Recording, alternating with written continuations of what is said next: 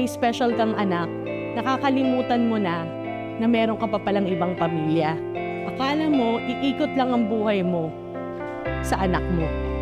Ang iniisip ko is solusyon para sa lahat. Solusyon na hindi naiiyak ang nanay na katulad ko. Kasi alam ko, hindi din sila dapat ikahiya. Dapat mas lalo silang mahalin.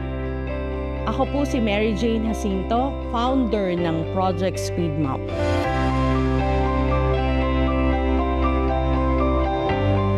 I'm Chinese by blood, Filipino by heart. Ang daddy ko po ay Chinese, ang mommy ko naman po ay Pilipina.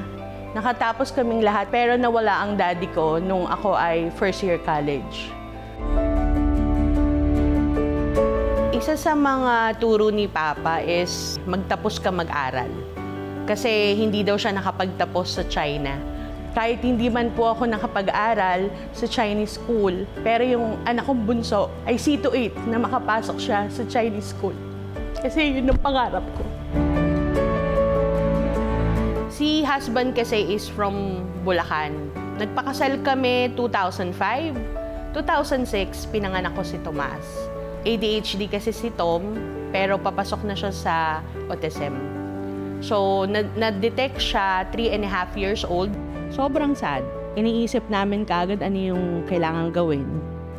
Imbis na mamroblema ako ng mamroblema, tinulungan ako ng mga kapatid ko. As a mom, hiyang-hiya ako sa family ko. Kasi, ba't kailangan ibigay ko yung burden as a mom sa kanila? Yung una kong inisip, solusyon, hindi problema. Ginawa ko nga nun, sumakay ako, bumaba ng jeep, sumakay, bumaba, na para kang nawiwindang. Nawawala sa sarili. Kasi ang gusto ko, libre. Ayoko na nang magbayad ng ₱250,000 sa 6 na buwan. Pagbaba ko sa PGH, sarado na. Naalala ko yung ninang ko sa kasal, yung ninang namin sa UP. Doon ako nag-start na mag-isip na doon kami magpapa-therapy. Nga lang ang masaklap, sa dami ng batang may special needs, hindi po kami kayang i-accommodate kaagad. After 2 session, ang ibibigay sa'yo, papel. Papel na ang laman, kailangan gawin mo sa bahay. Therapy sa bahay. Ang ginawa ko, ako nagturo kay Tom. Nag-aral ako through research. Hindi po same ngayon yung mga app na pwede mong aralin tungkol sa special needs. Doon ako nagkaroon ng isip na ipasok ko muna siya sa regular na school. Ang problema naman po, pag nagme-meltdown si Tom, maririnig mo sa nanay na wala kang kwentang nanay kasi hindi mo kayang disiplinahin yung anak mo. Wala kasi silang alam tungkol sa sakit ng anak ko. Wala na akong ibang magawa at maisip at mahanap na school. I need to go dun sa school na SPED. Tuwang-tuwa ako kasi yung school na nahanap ko, kailangan pala talaga ni Thomas yun. Dun ko na kuha yung idea na ganun pala maging SPED nanay.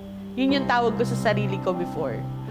SPED nanay in a sense na alam ko, in time, matututunan kong i-accept yung fact na ganun si Tom. Pinaalis yung school, lipat na naman kami sa Tondo. Doon ako nag-SPED center sa kanya. Doon ko nakita yung chance ko na bakit nga hindi ako tutulong sa SPED center. Doon nagsimula ang Project Speed Mom. Ang Project Speed Mom is naglalayong tumulong sa mga nanay patungkol sa livelihood. Kung ano yung pwede naming ibenta, ibibenta. Bibigyan sila ng panimulang pangkabuhayan. Pero with regards naman po sa mga batang may special needs, nagbibigay po kami noon ng educational material at saka inaayos po yung kwarto para po sa batang may special needs.